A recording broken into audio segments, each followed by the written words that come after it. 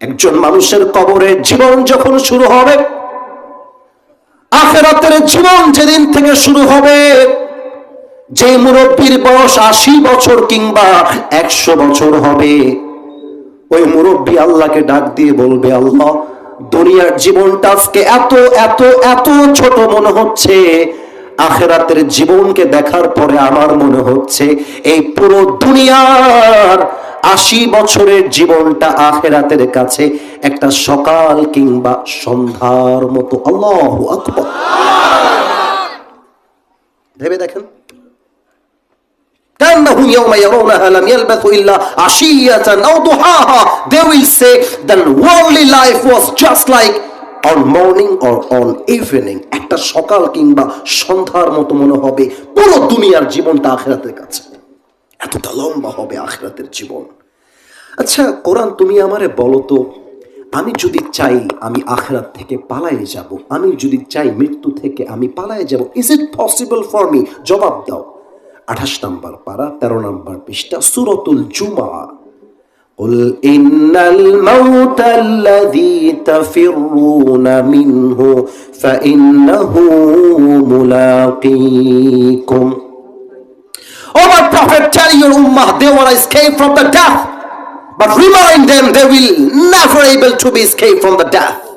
নবী হে বলেন, আপনার উম্মতরা কি মৃত্যু থেকে পালাতে চায় নাকি? অসম্ভব, অসম্ভব। আমি আল্লাহ রাব্বুল আলামিন চ্যালেঞ্জ দিয়ে দিলাম সূরাতুন নিসার ভিতরে, আইনামা তাকুনু ইউদরিকুমুল মাউত ওয়ালাউ কুনতুম ফি বুরুজিন মুশাইয়াদা। কেউ যদি মাটির নিচে সুড়ঙ্গ খুঁড়ে পালিয়ে যায়, সুড়ঙ্গ, গভীর সুড়ঙ্গ, আমার ওয়াজ খালি তাকিয়ে তাকিয়ে শুনলে হবে না, কলিজা দিয়ে বুঝতে হবে, ভাবতে হবে।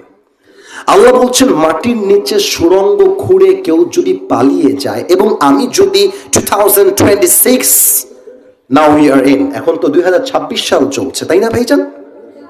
কত সাল এটা? তো আপনারা ভয় পান কিসের জন্য? 2026, 2000 কত সাল?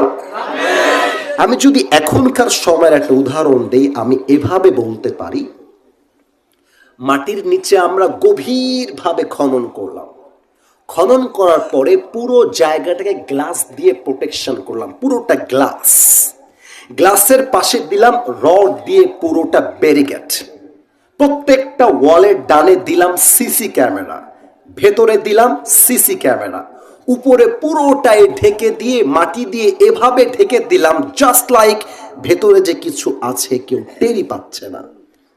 এবার উপরে আছে পুলিশ, বিডিআর, র্যাব, আর্মি, উপরে চলছে হেলিকপ্টার। এত কিছুর পরে মালাকুল মত যখন আপনার কাছে রুহুটা কবজ করতে আসবে, আচ্ছা বলেন তো, পুলিশ দিয়ে বিডিআর দিয়ে কি মালাকুল মতকে আটকে রাখা যাবে? এই গ্লাস দিয়ে, লোহা দিয়ে মালাকুল মতকে আটকে রাখা যেতে পারে?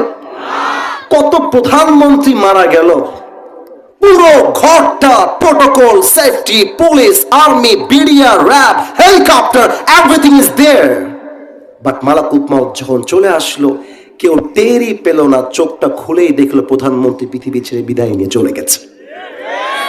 পালাতে পারবা না। ও আচ্ছা, তার মানে যতই চাই পালিয়ে যাওয়া যাবে না, তাই না? কোরআন বলছে ইয়েস, পালিয়ে যাওয়া যাবে না। আচ্ছা কোরআন, তাহলে তুমি আমার একটা জবাব দাও তো, আলটিমেটলি আসলে সবার সঙ্গে হবেটা কি? কুল্লু নাফসিন যায়িকাতুল মাউত, everybody has to take the test of death. প্রতিটা মানুষকে মৃত্যুর স্বাদ গ্রহণ করাবে একজন। আওয়াজ দিয়ে বলেন তো সবাই, তিনি কে? এবার আসুন আমরা সেকেন্ড পয়েন্টে যাই। এবার একটা ইমানি প্রশ্ন করব সবাইকে। যদি জজবা থাকে, if you have faith, I mean strong belief, ইমান যদি তাজা ইমান হয়, জবাবটা আসবে সিংহ পুরুষের মতো। আচ্ছা, মাটিতে যখন আমার লাশটা দাফন হয়ে যাবে, আমি যেদিন মারা যাব, আমার মৃত্যুর পরে আল্লাহ যে আমাকে আবার জীবিত করবে, এই বিশ্বাস কি আমাদের সবার আছে না নাই? আগেই বলেছিলাম আপনারা বীর পুরুষের সন্তান প্রমাণ করে দিয়েছেন। আর একবার বলি, কিয়ামতের দিন আল্লাহ যে সবাইকে জীবিত করে দাঁড় করায় দিবে, এই বিশ্বাস কি সবার আছে না নাই? কাফেররা বলে না এটা সম্ভব না। কেন সম্ভব না? وقال الذين كفروا أإذا كنا ترابا وآباؤنا أإنا لمخرجون। কাফেররা বলে যদি এটাই হতো, আমার বাপ তো মরে গেল, বাপ তো কবর থেকে কোনদিন জীবিত হয়ে বাসায় ফিরলো না।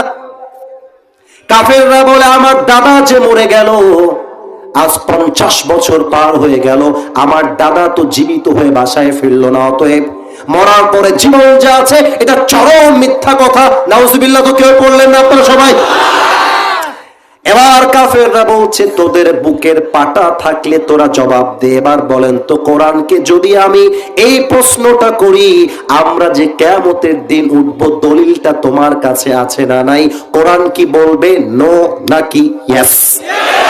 যুবকদের আওয়াজ হয় নাই। আর একবার যে কোনো প্রশ্নে কোরআন কি নো বলবে নাকি ইয়েস? ও আচ্ছা, কোরআন তোমার মাঝে এর জবাবটা আছে। ওকে, যদি উত্তর থাকেই দেন প্লিজ আনসার মি, আমাকে উত্তর দাও। প্রত্যেকটা পয়েন্ট কলিজায় গেঁথে নিয়ে যাবেন, বাসায় গিয়ে বউকে ওয়াজ শোনাবেন। আর যাদের বউ নাই, আল্লাহ সবাইকে তুমি বউ দিয়ে দাও, বলা আমিন। কোরআন তার প্রথম জবাব দিচ্ছে। আমার ডান হাতের দিকে একবার সবাই খেয়াল করেন। Can you see my right hand? আমার ডান হাত কি দেখা যায়? না, জোরে বললে ওয়াজটা ভালো হয়। দেখা যায়? এবার একটু জবাব দেন তো, এই যে উপরে সামিয়ানা, এই বাঁশগুলো যে আপনি রেখে দিয়েছেন, এই বাঁশের উপরে যে সামিয়ানাটা আছে, এই সামিয়ানা ধরে রাখতে এখানে কয়েকটা বাঁশ আছে না নাই? আমি যদি বাঁশগুলো ফেলে দেই, সামিয়ানা কি থাকবে নাকি থাকবে না? থাকবে না, পড়ে যাবে। কারণ এইটা ডিপেন্ড করছে এই বাঁশের উপরে। এবার আমাকে জবাব দেন তো, এই সামিয়ানার বিশাল উপরে যে আকাশটা আছে, এই আকাশটা ধরে রাখার জন্য আল্লাহর কয়টা বাঁশ লেগেছে? উত্তর তো সঠিক হয়েছে। আর একবার কোন বাঁশ লেগেছে? খাম্বা লেগেছে? খুঁটি লেগেছে? আআনতুম আশাদ্দু খালকান আমিস সামাউ বানাহা। আল্লাহর লজিক কাকে বলে? আচ্ছা, আমি আরো উদাহরণ দিলে আপনারা বুঝবেন ভালো। বলেন তো, বাংলাদেশের রাজধানীর নাম কি? ঢাকাতে যাওয়ার পূর্বে একটা জায়গা আছে, নাম হচ্ছে গাজীপুর। নাম শুনছেন কিনা আপনারা? গাজীপুরে যখন যাবেন আপনারা দেখবেন বিশাল বড় বড় ফ্যাক্টরি, মিলস, গার্মেন্টস, অভাব নাই। মনে করেন ঢাকার একটা বড় গার্মেন্টস এর মালিক হলাম আমি আসিফ হুজুর, কথার কথা, ইটস জাস্ট অ্যান এক্সাম্পল, উদাহরণ দিচ্ছি। এবং আমার গার্মেন্টস হচ্ছে একটা নয়, মোট 10টা গার্মেন্টস আছে আমার ঢাকা শহরে। আমার ব্যাংকের অ্যাকাউন্টে ওভারঅল টাকা আছে প্রায় 30,000 কোটি টাকা। এক্সাম্পল, উদাহরণ দিচ্ছি। আমার বাড়ির পার্কিং এ, অর্থাৎ ফ্ল্যাটের নিচে যে গাড়ির পার্কিং থাকে, রোলস রয়েলস আছে, বিএমডাব্লিউ আছে, মার্সিডিজ আছে, প্রায় 20 থেকে 30টা কার আমার নিজের আছে। উদাহরণটা কেন দিচ্ছি একটু পরে গিয়ে বুঝবা। এখন কোন যুবক যদি আমাকে দাঁড়িয়ে বলে, হুজুর আপনি একটা সাইকেল কিনবেন, এই টাকাও তো আপনার কাছে নাই। এখন যে মুরব্বী জানে যে আসিফ হুজুর তো 30,000 কোটি টাকার মালিক, সে বলবে এই শালাকে মারতো। কেন বলবে? আরে যেই লোকটার কাছে 30,000 কোটি টাকা আছে, তার কাছে সাইকেল কেনা তো একটা অন্টুয়ের ব্যাপার। কথা আপনার ঠিক না বললে ওয়াজ ভালো হবে না, বলে। আল্লাহ বলছে, বান্দা আমি আকাশ বানাইলাম, আমি জমিন বানাইলাম, পুরো পৃথিবীতে যত মানুষ এসেছে, আসছে, আসবে, সবার সৃষ্টিকর্তা আমি আল্লাহ তাআলা। সব দিলাম আমি, জীবন দিলাম আমি, হায়াত দিলাম আমি, টাকা দিলাম আমি, বাড়ি দিলাম আমি, গাড়ি দিলাম আমি, পুরো পৃথিবী বানালাম আমি। আর তুই আমারে বলিস আমি নাকি তুই মরলে জীবন তো করতে পারবো না? তোর মতো গর্ধব গাধা আর কেউ হতে পারে না। যে আল্লাহ আকাশকে খুঁটিবিহীন রাখতে পারে, সে আল্লাহ চাইলে একটা মৃত মানুষকে জীবিত করতে পারে নাকি পারে না? এক নাম্বার উত্তর আল্লাহ দিলেন। আর একটা উত্তর দিয়েছে, আমি কি সে উত্তরটা বলে দিব নাকি দিব না? না, আপনারা যদি না বলেন আমি আগে সামনে যাব। বলা যাবে নাকি যাবে না? হাল আতা আলাল ইনসানি হিনুম মিনাদ দাহরি লাম ইয়াকুন শাইআম মাযকুরা। Can the human being remember that time when he was nothing to mention? মানুষ কি ভুলে গেল? এই মানুষ তো আজকে নাক আছে, চোখ আছে, সব আছে, কিন্তু এই মানুষটা একটা সময় সামান্য নাপাক একটা বীর্য ফোঁটা ছিল। দেখেছেন আল্লাহর কথা? আল্লাহ বলছে, কিরে বান্দা, তুই তো একটা সামান্য তোর বাপের কাছে বীর্য ছিলি, নাপাক বীর্য। সে বীর্য আসলো তোর মায়ের পেটে। আমি তোর 10 মাস 10 দিন মায়ের পেটে রাখলাম, তুই পৃথিবীতে আসলি, তোর চোখ দিলাম, হাত দিলাম, কান দিলাম, নাক দিলাম, রূহ দিলাম, রিজিক দিলাম, সম্মান দিলাম, নারী দিলাম, বাড়ি দিলাম, গাড়ি দিলাম, তোকে অস্তিত্বহীন থেকে আমি আল্লাহ অস্তিত্বে আনলাম। আর আমি আল্লাহ চাইলে তোর মতো একজন ছোট্ট বান্দাকে কিয়ামতের দিন জীবিত করতে পারি নাকি পারি না? কি লজিক আল্লাহ, কি লজিক!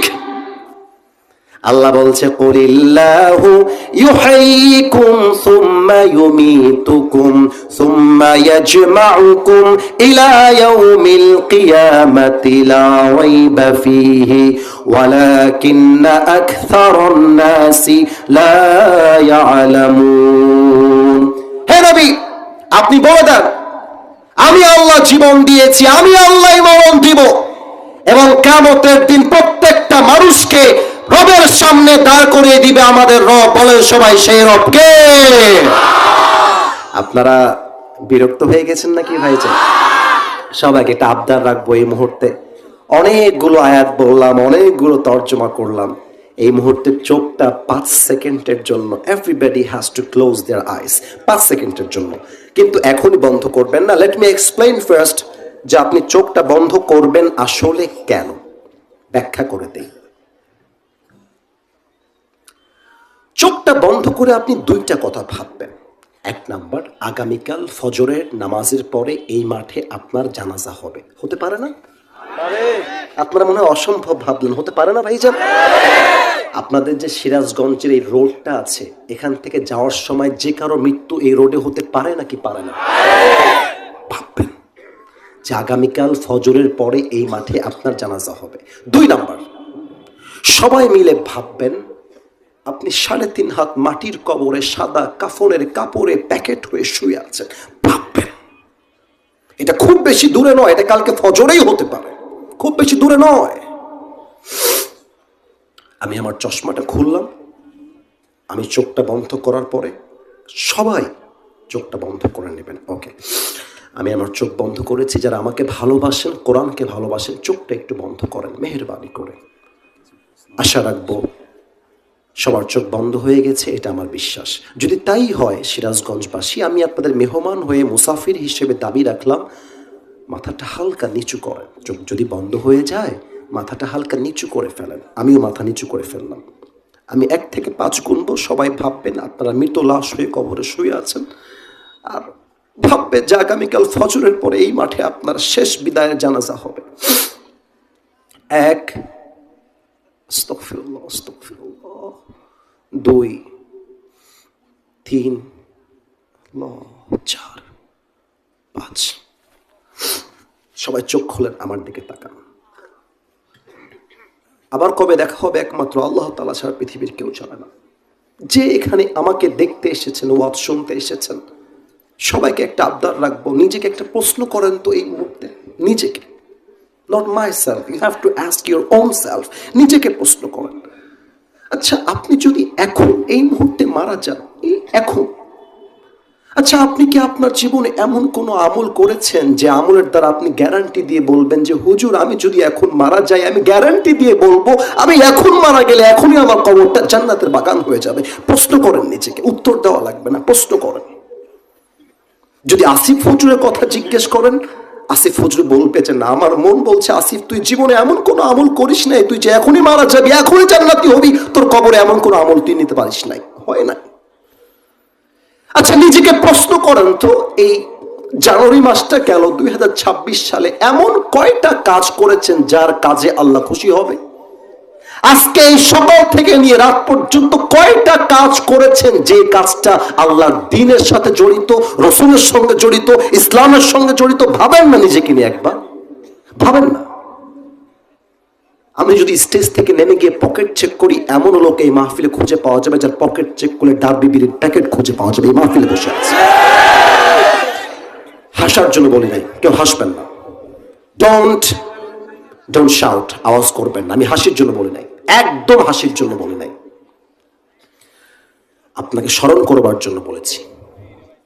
এখানে এমনও যুবক বসে আছে, ওর পকেট থেকে মোবাইল ফোনটা বের করে যদি আমি চেক করা শুরু করি, অনেক যুবক খুঁজে পাওয়া যাবে যার মোবাইল ফোনটা চেক করলে অনেক নারীর উলঙ্গ ভিডিও, ছবি খুঁজে পাওয়া যাবে। এই মাহফিলে বসে আছে। কেউ হাসবা না, আমি হাসির জন্য একটা কথা বলি নাই। হাসলে তুমি যে বেলা যা তার প্রমাণ পাওয়া যাবে, হাসবা না। এখানে এমনও লোক বসে আছে যে লোকটা আজকে ফজর থেকে নিয়ে এসা পর্যন্ত এক ওয়াক্ত নামাজে পড়ে নাই, এক ওয়াক্ত না, এখানে বসে আছে। মৃত্যুকে আল্লাহ তাআলা মানুষের জন্য দুইটা ভাগ করেছেন, এক হচ্ছে নামাজি বান্দার মৃত্যু, আর এক হচ্ছে বেনামাজি বান্দার মৃত্যু। নামাজি বান্দার সামনে যখন মালাকুল মউত আসবে, তার দেহের চামড়ার রং হবে ধবধবে সাদা, গায়ে থাকবে লম্বা একটা সাদা জুব্বা, দেখতে হবে তাগড়া যুবকের মতো। সে বলবে, ইয়া আইয়াতুহান নাফসুল মুতমাইন্না উখরুজি ইলা মাগফিরাতিল্লাহি ওয়া রিজওয়ানিহি, হে নামাজি বান্দা বের হয়ে আসো, আল্লাহর জান্নাত তোমার জন্য অপেক্ষায় আছে, বের হয়ে আসো। সুবহানাল্লাহ। এই হাদিসগুলো পড়লে মাঝে মাঝে আমার গায়ের লোমগুলো দাঁড়িয়ে যায়। আল্লাহর নবীর কথা কি, এই বের হও, আল্লাহর জান্নাত তোমার জন্য অপেক্ষায় আছে। এটা বলার পরে মালাকুল মউত তার মাইকটা একটু হটাচ্ছি, আমার দিকে খেয়াল রাখবেন, সাউন্ড কম যাবে, বাট আমাকে দেখতে থাকলে কথা বুঝতে সমস্যা হবে না। ডান হাতটা নামাজি বান্দার রুহের দিকে মালাকুল মউত আস্তে করে বাড়ায় দিবে, ভেরি স্লোলি, আস্তে করে। রুহটা যখন হাতে আসবে এতটা আস্তে বের করবে, হাদিসে আসছে এটা পিঁপড়া কামড় দিলে যেই পরিমাণ কষ্ট হয় তার চাইতে কম কষ্ট দিয়ে বেনামাজি বান্দা নয়, নামাজি বান্দার রুহকে মালাকুল মউত কবজ করবে। আস্তে করে, টের পাবেন না, দেরি পাবেন না, তার আগে আপনি জান্নাতের বাসিন্দা হয়ে যাবেন।